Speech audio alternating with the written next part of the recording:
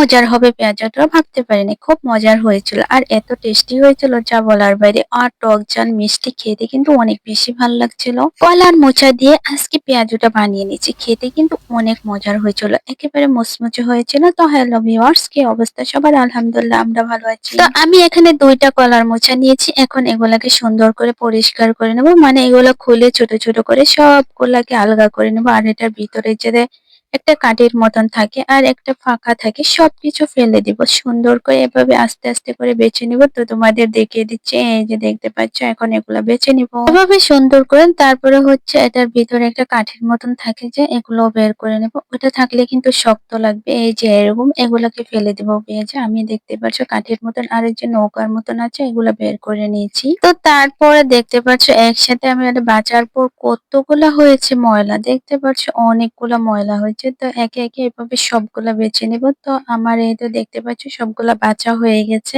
কলার মোচাগুলা সুন্দরভাবে বেছে নিয়েছি। এখন এটা পরিষ্কার পানি দিয়ে একটু ধুয়ে নিব। এ পর্যায়ে ধুয়ে নিলে বেশি বেটার হয়। তো তারপর এগুলাকে একেবারে কুচি কুচি করে কেটে নিব। আমি একেবারে কুচি কুচি করে কেটে নিয়েছি। এখন দিয়ে দিচ্ছি পেঁয়াজ কুচি, কাঁচা মরিচ করছি। আমি এখানে ৪টা কাঁচা মরিচ নিয়েছি আর একটা বড় সাইজের পেঁয়াজ নিয়েছি। দিয়ে দিলাম লবণ, তারপরে হচ্ছে হলুদের গুঁড়া, মরিচের গুঁড়া, ধনিয়া গুঁড়া, কিছু বাটা মশলা দিয়ে দেবো। এখানে আছে পেঁয়াজ, রসুন, আদা একসাথে আমি বেটে নিয়েছি। তো তারপর এই যে দেখতে পাচ্ছি সবকিছুকে এখন সুন্দরভাবে মলে নিব। তো তার আগে দিয়ে দিচ্ছি কিছু চাউলের গুঁড়া আর বেসন। এখন এটাকে সুন্দরভাবে মলে নেব। যতক্ষণ না পর্যন্ত এটাতে সেবে না আসবে অতক্ষণ পর্যন্ত ভালো করে মলে নিতে হবে। তো এটা এখন এক সাইডে রেখে দেবো। চলে যাব চুলাতে। চুলাতে এসে দিয়ে দিলাম একটা ফ্রাই প্যান বসে, এটাতে দিয়ে দিচ্ছি পরিমাণ মতো তেল। তেলটা দিয়ে দুই পাশটা একটু নেড়ে দিচ্ছি যেন সুন্দরভাবে দোনো সাইডে লেগে থাকে। তেলটা কিন্তু অত গরম হয় না, হালকা গরম হয়েছে তখনই আমি একে একে সবগুলা শেপ করে বসিয়ে দিচ্ছি। এই পেঁয়াজুটা কম হিটে রেখে ভাজতে হবে, যেহেতু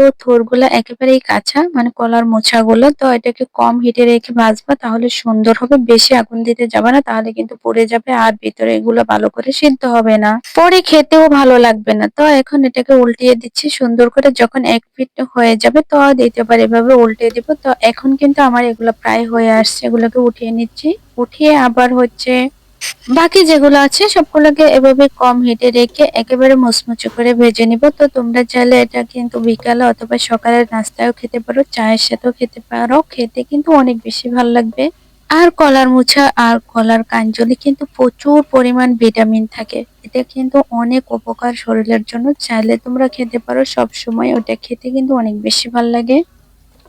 একে একে সবগুলোকে উঠিয়ে নিচ্ছি, আবার বাকিগুলো একে একে দিয়ে দিব। তাহলে কিন্তু আমার এটা প্রায় শেষ পর্যায়ে হয়ে যাবে। একসাথে যেহেতু সবগুলো দিতে পারিনি, কয়েকটি পর্যায়ে দিতে হচ্ছে। বাকিগুলো এখন দিয়ে দিলাম। তো মাশাআল্লাহ একে একে সবগুলো ভাজা হয়ে গেছে। এখন এই তো দেখতে পাচ্ছ আমি সস দিয়ে পরিবেশন করে নিয়েছি। তোমরা চাইলে সালাদ, পেঁয়াজ, মরিচও কেটে নিতে পারো। খেতে কিন্তু অনেক ভালো লাগবে। আজ এই পর্যন্তই, দেখা হবে নেক্সট ভিডিওতে। আল্লাহ হাফিজ।